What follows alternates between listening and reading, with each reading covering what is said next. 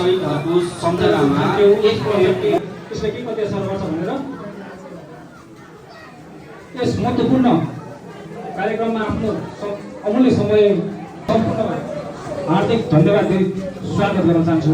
स्वागतम सबैलाई धन्यवाद।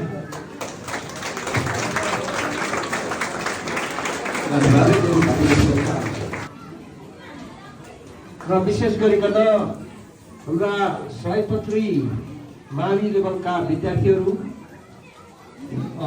शीतला देवी माविका विद्यार्थीहरू कुरा के हो त भन्दा अनुशासन हो।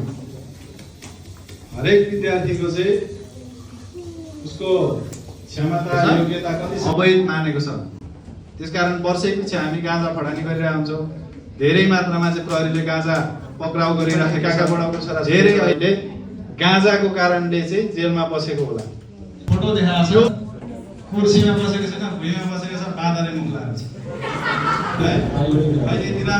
आज कार्यक्रम सुरु हुनुभन्दा अघिदेखि अहिलेसम्म आइपुग्दा हामी आजको यो कार्यक्रम सफल भएकोमा एकदमै हर्षित भएका छौँ। विरुद्ध सचेतना फैलाउनु थियो, हामी विद्यार्थीहरूमा ज्ञान बाँड्नु थियो। नेपाल प्रहरी मार्फत हामीले ज्ञान पायौँ, यसका अर्थ फाइदा बेफाइदा आदि हामीले बुझ्ने मौका पायौँ।